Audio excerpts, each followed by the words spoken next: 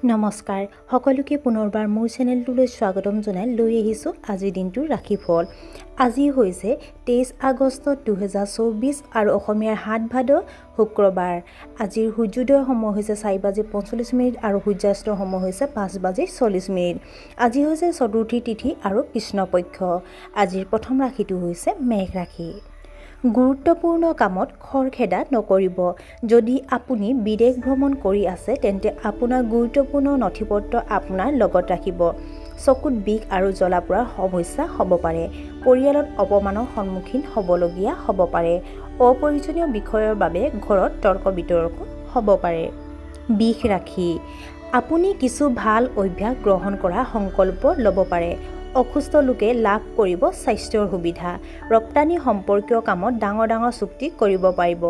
শিশুক জেদী কৰি নিদিব। তেওঁলোকৰ অনুশাসনৰ অধীনত ৰাখক। বন্ধুৰ সহায়ত ব্যৱসায়ত ডাঙৰ লাভ হ'ব। ব্যৱসায়িক কাম-কাজ বৃদ্ধি পাব। মিথুন ৰাশি। আজি ব্যৱসায়ৰ বাবে অনুকূল দিন। প্ৰেমিকক প্ৰপ'জ কৰিব পাৰে, কিন্তু খৰচৰ ক্ষেত্ৰত সাৱধান হওক।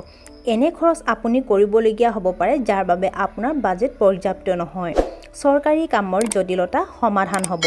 বিষয়াসকলৰ পৰা হয়তো উৎসাহ আৰু প্ৰশংসা পাব। পৰিয়ালত উৎসৱমুখৰ পৰিৱেশৰ সৃষ্টি হ'ব। কৰ্কট ৰাশি। বহিৰাজ্যত চাকৰি পোৱাৰ বাধা দূৰ হ'ব। সন্তানৰ মনোবল বৃদ্ধি কৰিবলৈ চেষ্টা কৰক। মহিলাসকলে সহকৰ্মীসকলৰ প্ৰতি সতৰ্ক হ'ব লাগে।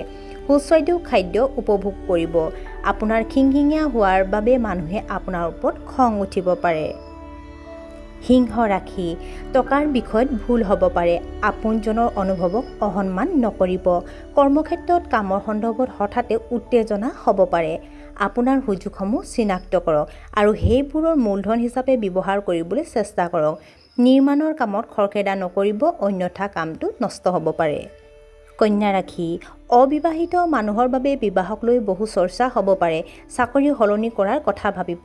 পৰিয়ালৰ আৰামৰ যত্ন লওক। আজি আপুনি ব্যৱসায়ত বিপুল আৰ্থিক লাভ কৰিব পাৰে। আপোনাৰ কৰ্মশৈলীত উন্নত হ'ব। আৰ্থিক অৱস্থা সুদৃঢ় হৈ থাকিব। তুলা ৰাশি। আপোনাৰ পত্নীৰ লগত আপোনাৰ অনুভৱবোৰ শ্বেয়াৰ কৰক। মানুহ আপোনাৰ প্ৰতি আকৰ্ষিত হ'ব। পুৰণি ঋণ পৰিশোধ কৰাত আপুনি সফল হ'ব। আজি মানুহৰ আপোনাৰ প্ৰতি শত্ৰুতা থাকিব পাৰে। উচ্চ পদবী আৰু নেতৃত্বৰ সুযোগ পাব। আত্মীয়ক বেছি বিশ্বাস নকৰিব। বৃশ্চিক ৰাশি। আপোনাৰ কথা কোৱা শৈলীৰ শলাগ লোৱা হ'ব। খঙে আপোনাৰ ব্যক্তিত্বৰ আধিপত্য বিশ্বাস কৰিবলৈ নিদিব। চৰকাৰী কামত অভিজ্ঞ লোকৰ পৰা পৰামৰ্শ লওক। ঘনিষ্ঠ মানুহৰ লগত সম্পৰ্ক অধিক মজবুত হৈ পৰিব। পঢ়া-শুনা আৰু পৰীক্ষাত ছাত্ৰ-ছাত্ৰীয়ে ভাল ফলাফল দেখুৱাব। ধনু ৰাশি। ব্যৱসায়ত ডাঙৰ বিনিয়োগ কৰিব পাৰি। আপোনাৰ সামাজিক দক্ষতাৰ শলাগ লোৱা হ'ব। কৰ্মক্ষেত্ৰত আপোনাক আওকাণ কৰা হ'ব পাৰে। আপুনি বিবাহ বাহিৰে সম্পৰ্কৰ প্ৰতি প্ৰবল হ'ব। পৰিয়ালৰ সদস্যৰ লগত ভাল আচৰণ বজাই ৰাখক। আপোনাৰ এলাৰ্জি আৰু কাহ-চৰ্দিৰ সমস্যা হ'ব পাৰে। মকৰ ৰাশি। চাকৰিত পদোন্নতি হোৱাৰ সম্ভাৱনা আছে। সন্তানৰ আচৰণত আপুনি সুখী হ'ব। আপোনাৰ বছে হয়তো অফিচত আপোনাক প্ৰশংসা কৰিব। কেৰিয়াৰৰ সমস্যা সমাধান হ'ব। আপুনি দান বৰঙণিৰ বাবে ধন খৰচ কৰিব। কৰ্মক্ষেত্ৰত আপোনাৰ প্ৰদৰ্শন পছন্দ হ'ব। কুম্ভ ৰাশি। আপোনাৰ স্বাস্থ্য বহুত ভাল হ'ব। আপোনাৰ কঠোৰ পৰিশ্ৰমৰ ফলত অৰ্থপূৰ্ণ ফল পোৱা যাব। মানুহৰ প্ৰতি আপোনাৰ আচৰণ মধুৰ হ'ব। বন্ধুৰ লগত ৰাতিৰ আহাৰ খাবলৈ যাব পাৰিব। সন্ধিয়া ব্যৱসায়িক ভ্ৰমণত যোৱাৰ সম্ভাৱনা আছে। আৰু আজিৰ দিনটোৰ শেষৰ ৰাশিটো হ'ল মীন ৰাশি। আপুনি হয়তো মনোৰঞ্জনত টকা খৰচ কৰিব পাৰে।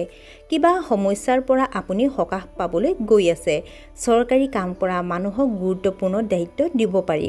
প্ৰেমৰ সম্পৰ্কক লৈ আপুনি অলপ সংবেদনশীল হ'ব। আপুনি নতুন কিবা এটা শিকিবলৈ চেষ্টা কৰিব। আজি ৰাশিফল ইমানতে সমাপ্ত হৈছে। আশা কৰোঁ আপোনাৰ আজিৰ দিনটো সুন্দৰ হওক। ধন্যবাদ।